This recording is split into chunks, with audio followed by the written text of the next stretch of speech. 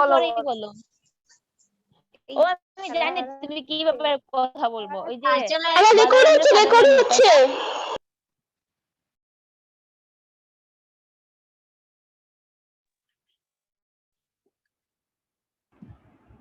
সবাই স্ক্রিন দেখতে পাচ্ছো? White board? জি স্যার। ওকে, তাহলে আমি আজকে তোমাদের নতুন একটা টপিকসই শুরু করতে চাই, যেটা তোমরা কখনোই করনি। কমপ্লিটিং সেন্টেন্সই আজকে শুরু করব।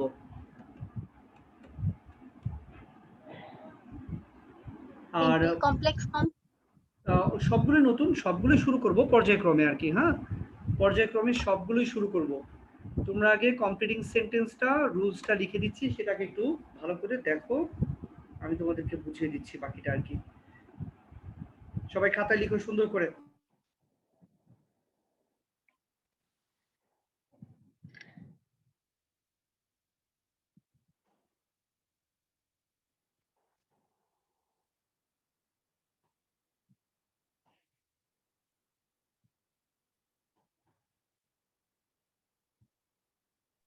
এটা কত নাম্বার?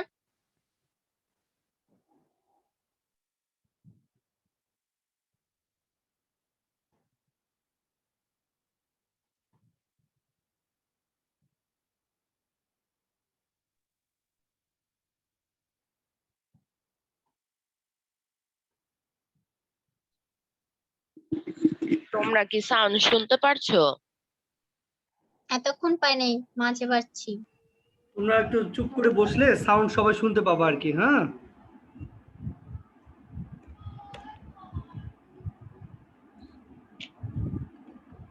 বোর্ড দেখতে পাচ্ছো? বোর্ডে কি লিখতেছি? জি স্যার, দেখতে পাচ্ছি। লিখো লিখো, দ্রুত লিখো, ভালো করে লিখো। স্যার এটা 7 নাম্বার করতেছো? হ্যাঁ, 7 নাম্বার কোয়েশ্চেন, 7 নাম্বার। জি স্যার।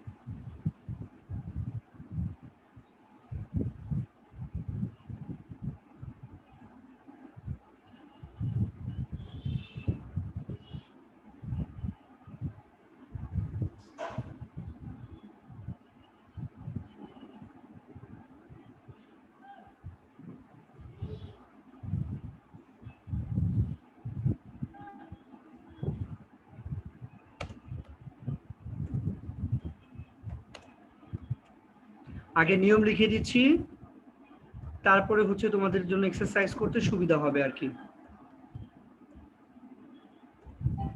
আচ্ছা, একটা করে কি শোনা যাচ্ছে না। একটা করে কি এক্সাম্পল দিয়ে যাব সাথে সাথে পাশাপাশি?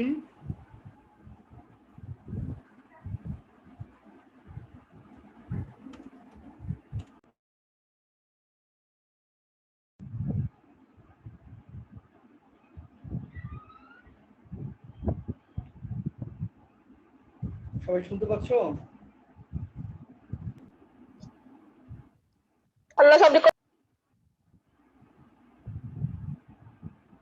সব দেখা যাচ্ছে। আচ্ছা, লিখো সবাই। বলছি একটা করে কি এক্সাম্পল দিয়ে যাব তোমাদের জন্য? জি স্যার। জি স্যার। জি স্যার।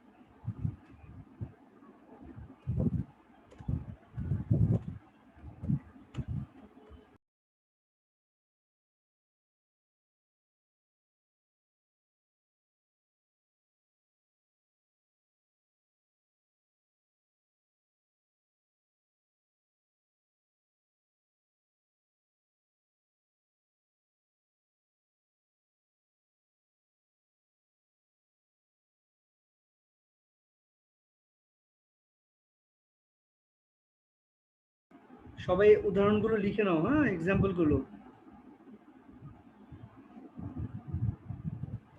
আমি খুব সিম্পল এক্সাম্পল দিয়ে বোঝাচ্ছি তোমাদের।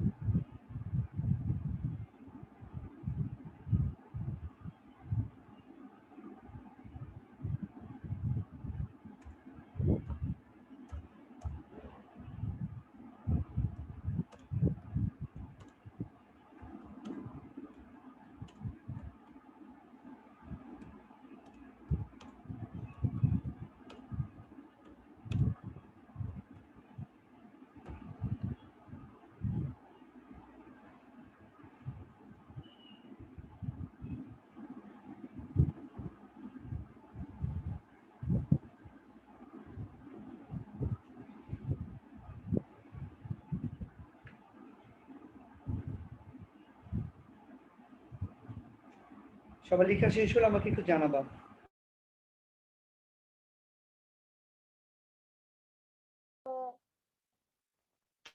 লিখেছি। জি স্যার শেষ। স্যার একটু দাঁড়ান।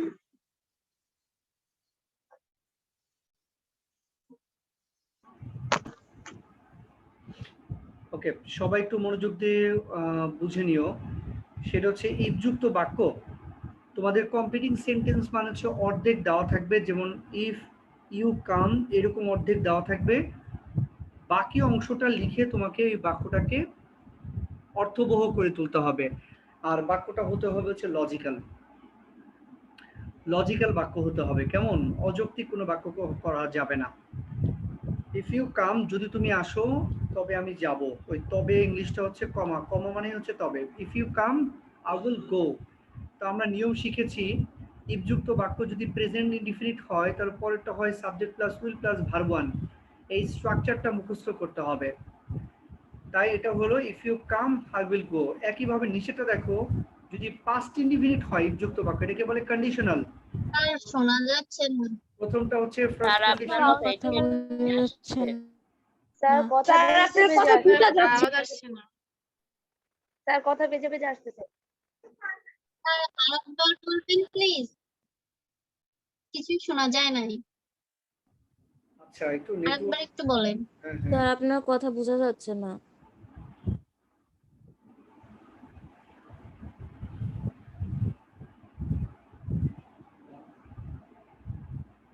আচ্ছা, আমার এখানে মনে হচ্ছে নেটওয়ার্ক একটু প্রবলেম করছে আর কি। স্যার এখন শোনা যাচ্ছে, এখন বলেন। আচ্ছা, আমার বাসায় ওয়াইফাই নেই, তো আমি একটু মোবাইলের ডেটা ল্যাপটপে ইউজ করছি, সেই জন্য একটু প্রবলেম হলেও হতে পারে আর কি। এখন কি শুনতে পাচ্ছ? জি জি স্যার। স্যার। জি স্যার। আচ্ছা, একটু মাঝে মাঝে সমস্যা হয়, একটু খেয়াল করো। ইফযুক্ত বাক্যর প্রথম অংশটি যদি প্রেজেন্ট ইনডিফিনিট হয়, পরেরটা হয় উইল প্লাস ভার্ব ওয়ান। পরেরটা যদি পাস্ট ইনডিফিনিট হয়, তারপরেরটা হবে উড প্লাস ভার্ব ওয়ান। আর যদি পাস্ট পারফেক্ট হয় ইফযুক্ত বাক্য, তাহলে হবে would have plus verb three. দেখো, প্রথমটা আছে if you come present indefinite, তাই হয়েছে আই উইল গো। পরেরটা হচ্ছে past indefinite if you came, তাই হয়েছে আই উড গো। পরেরটা if you had come, had plus verb three মানে পাস্ট পারফেক্ট, তাই পরেরটা হচ্ছে would have plus verb three, would have gone. Main কথা হচ্ছে যখন তোমাদের এক্সামে আসবে তখন তুমি দেখবা যে ইফ যুক্ত বাক্যের প্রথম অংশটা কি প্রেজেন্ট, পাস্ট নাকি পাস্ট পারফেক্ট, তাহলে তুমি বাকিটা তুমি পেরে যাবে আর কি। বোঝা গেল নাকি, না বোঝা গেল না? জি sir. Sir if you come তারপরে কমা দিয়ে যদি লিখি ইউ উইল গো, তুমি যাবে, তবে তুমি যাবে। তুমি আসলে তুমি যাবে, কেমন হয়ে গেল না? তুমি আসলে তুমি যাবে। আচ্ছা, অন্য কেউ জি কিছু স্যার। বাক্য বলো। যদি তুমি আসো, ধরো ইফ ইউ কাম, আমি তোমাকে খাওয়াবো, তা লিখো I will feed you, I will feed you. অন্য কেউ I কিছু will বলো, go with অন্য কেউ কিছু বলো দেখি। তুমি যদি আসো I তাহলে will go with him. আচ্ছা গো বাদ দাও না, গো বাদ দাও, অন্য কিছু বলো। You. If you come. I will come. ও আচ্ছা, তুমি আসলে আমিও আসবো। আচ্ছা স্যার এখানে হি হবে না? হি হবে কেন? তুমি যদি আসো আমি তোমাকে খাওয়াবো, হি হবে কেন? স্যার হি উইল গো হয় না? If you come he will go. হ্যাঁ হতে পারে, তুমি যদি আসো সে যাবে, হতেই পারে। মানে গো বাদ দিয়ে অন্য কোনো ভার্ব ব্যবহার করে বলো তো দেখি। I will teach you. If you come, I will teach you. পণ্ডিত, সে আসলে আমি তাকে শেখাবো। সুন্দর কিছু দাও, তুমি আসলে আজকে আমি তোমাকে একটা গিফট দিব, কেমন? আচ্ছা তুমি স্যার আসলে এটা হয় না যে তুমি বলো। আমি ঘুমাতে যাব। তুমি আসলে আমি ঘুমাতে যাবো, হ্যাঁ হতেই পারে। I will give you a chocolate. ওকে, দাও চকলেট দিয়ে দাও। I will give you a chocolate. I will give you chocolate.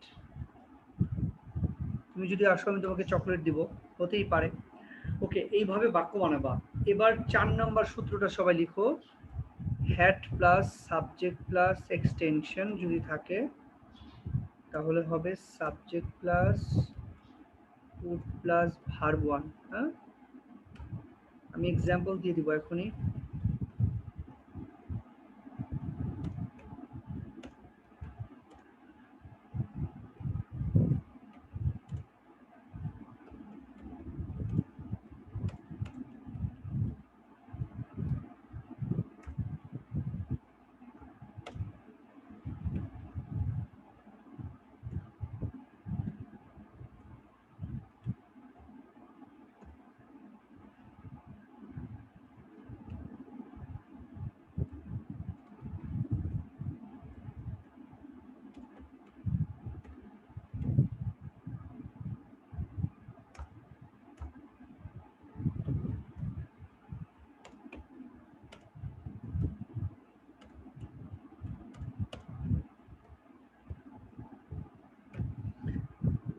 এই বাক্য দুটোর অ্যান্সার তোমরা লিখবা। হ্যাঁ, এক্সাম্পল দুটোর অ্যান্সার তোমরা লিখবা সবাই। Let's have a try. আগে একটা জিনিস শিখিয়ে দিই, এখানে হ্যাড দিয়ে যদি বাক্য শুরু হয়, বাচ্চারা আমার কথা শুনতেছো এখন?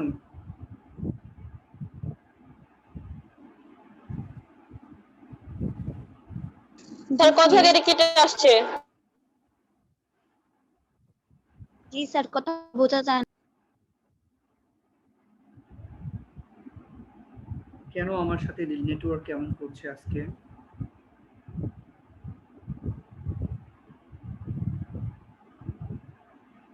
আমি বলছি যে হ্যাড দিয়ে যদি বাক্য শুরু হয় এর অর্থ হচ্ছে যদি।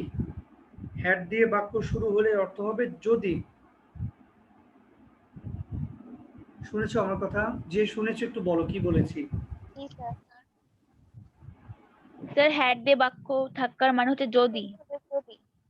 ওকে, তাহলে এই হেডের পরে যদি সাবজেক্ট থাকে আর সাবজেক্টের পর যদি এক্সটেনশন থাকে তাহলে সূত্রটা হবে subject plus would plus verb one. আর হেডের পরে যদি সাবজেক্টের পরে ভার্ব থ্রি থাকে, স্যার আবার কথা বোঝা যায় না। হেডের পরে যদি ভার্ব থ্রি থাকে তখন হয় subject plus would plus verb three. বোঝা না গেলে এগুলো দেখো, আমি লিখেছি এগুলো দেখো, ভালো করে দেখো। আগে এটা তো বুঝতে পেরেছো যে হেডের অর্থ হচ্ছে। স্যার শোনা যাচ্ছে না। স্যার বলেছে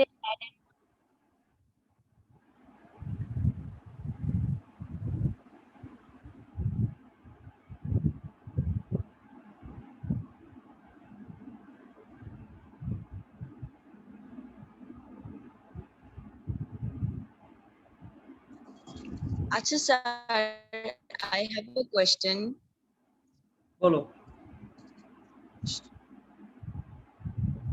স্যার আপনি যে রুল নাম্বার 1 এ লিখেছেন ইফ এর পর যদি প্রেজেন্ট ইনডিফিনিট থাকে তাহলে subject plus will plus verb 1 হবে। তো স্যার উইলের জায়গায় কি মে বা শ্যাল হতে পারে? হ্যাঁ হতে পারে।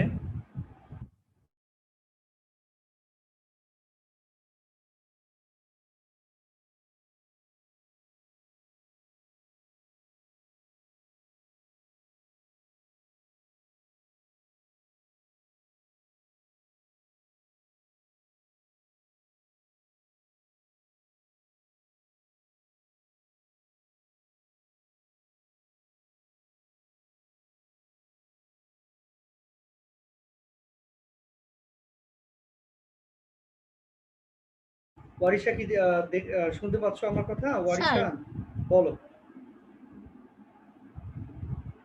জি স্যার শুনতে পাচ্ছি। হ্যাঁ, তোমার এই যে শ্যাল, I মে এগুলো দিলেও হবে। Okay sir. আমার একটা কোয়েশ্চেন ছিল, বলবো?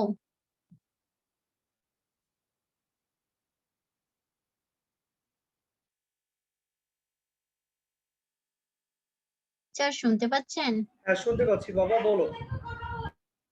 Sir 4 number had plus subject plus কি অংশ, subject plus to plus button, এখানে তো ভার্ব নাই, তার মানে আমাদের আলাদা করে আনতে হবে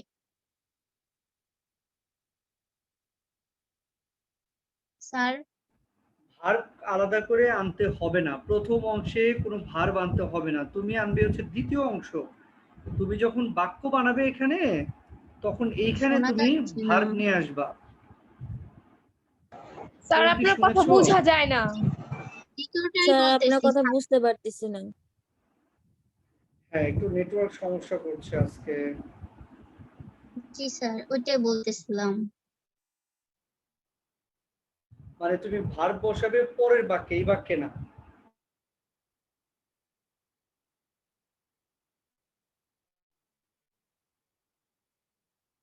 জি স্যার।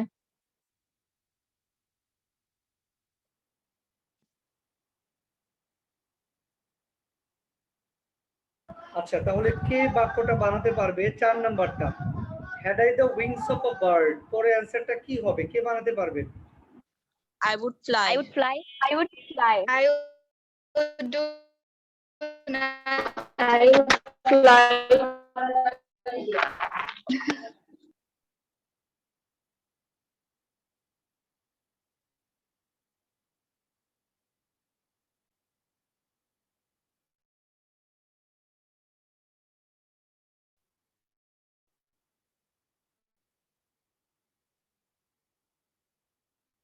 সবাই একটা জিনিস মনের উপরে বুঝে নাও, সেটা হলো কমপ্লিটিং সেন্টেন্সে সবসময় পুরো বাক্য লিখতে হয়, আর অ্যান্সারের নিচে এইভাবে আন্ডারলাইন করতে হয়। সব সময় এটা খেয়াল রাখবা যে অ্যান্সারের নিচে আন্ডারলাইন করতে হবে, ওই যে আর কমাগুলো প্রশ্ন সহ দিচ্ছেন, লিখতে হবে। কমাটাও দিতে হয়। সব দিতে হবে, সব। এগুলো না দিলে কিন্তু নম্বর পাবা না কিন্তু, হ্যাঁ।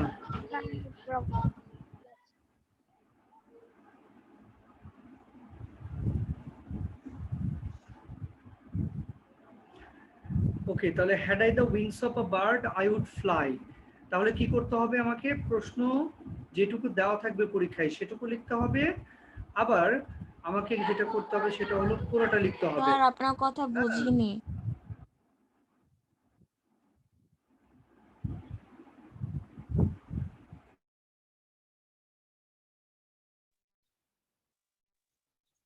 স্যার প্রথম